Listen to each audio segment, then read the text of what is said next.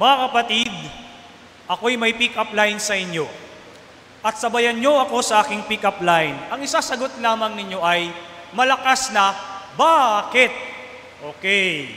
Ganito ang aking pick-up line. Mga kapatid, pangit ba kayo? Hala, hindi nyo ba alam? Kailangan nating bumawi. Mga kapatid, pangit ba kayo? O, nakalimutan nyo agad. Mga kapatid, every day, there are many temptations in our lives. And these temptations oftentimes or sometimes leads us to sin. The ugly face of sin. What makes us ugly is because of sin. Pumapangit tayo ng dahil sa kasalanan. And without knowing, we are committing it again and again. Committing it, we repeat the sin again and again. And it loses our dignity as a beautiful creation of God. Sin makes us ugly. Sin makes us ugly. Kaya tingnan nyo yung mga katabi nyo. Maganda ba at gwapo ba sila? Kapag hindi, makasalanan. Pero sa tingin ko naman, ang gagwapo at ang gaganda ninyo ngayong gabing ito.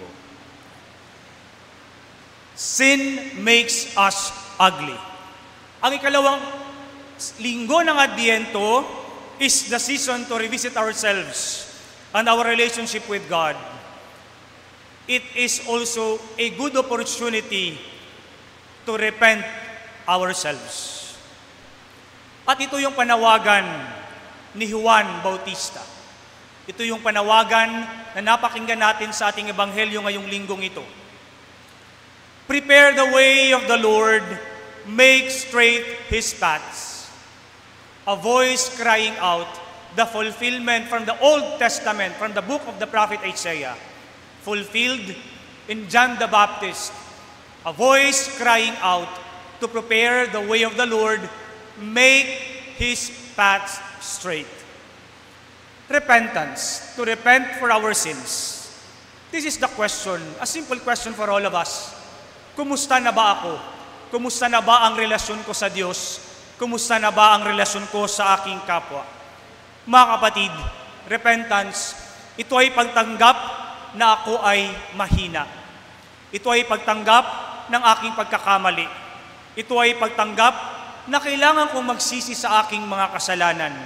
Ito ay pagtanggap na ako ay tao at kailangan ko ang Diyos. This is the invitation for all of us to repent. Kaya nga kung maalala nyo, kapag Ash Wednesday, sinasabi doon, I am from dust and I shall return to dust. Ibig sabihin, ang ating buhay ay may hangganan. Ang ating pagiging tao ay may hangganan. Pero, please be reminded that by saying this, hindi ka lang basta tao. Hindi lang ako basta tao. Ikaw, ako, ay tao dahil may dignidad. Ikaw at ako ay taong may dignidad at dangal. Bakit? Dahil tayo ay nilikha ng Diyos. Hindi lamang nilikha ng Diyos, nilikhang kawangis ng Diyos. In the image and likeness of God. Kawangis ng Diyos. Kaya tingnan nyo yung mga katabi ninyo, mukha bang kawangis ng Diyos? Tingnan nyo yung mga katabi nyo. Kawangis ba ng Diyos o ibang kawangis? We are in the image and likeness of God. That is why we have our honor and dignity. Meron tayong dangal at dignidad.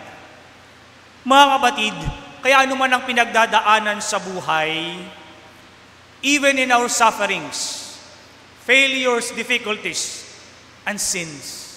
If we repent, kapag tayo ay nagsisisi sa ating mga kasalanan, ikaw ang pinakamaganda para sa Diyos. A repentant sinner is the most beautiful. God wants us to be saved. God wants to reign in our lives. God wants to come again for us. Kaya tayo naghihintay, kaya tayo naghahanda, kaya tayo nananabik sa kanyang muling pagdating, because God wants to come again for us. Kaya napakasarap isipin, babalik ang Diyos para sa akin. Babalik ang Diyos para sa atin. Kaya mga kapatid, this Advent season also, all the churches, we are all invited to go to the sacrament of confession. Kaya sana, inaanyayahan tayong lahat, pumunta sa mga simbahan at humingi ng sakramento ng kumpisal. Because this is also the best way to prepare ourselves for the coming of the Lord. Go to confession. Because in confession, God does not see us as an ugly person.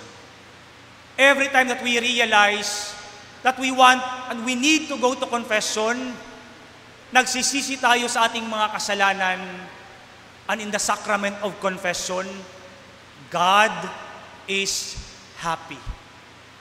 God is joyful. Babalik tayo sa Kanya, uuwi tayo sa Kanya.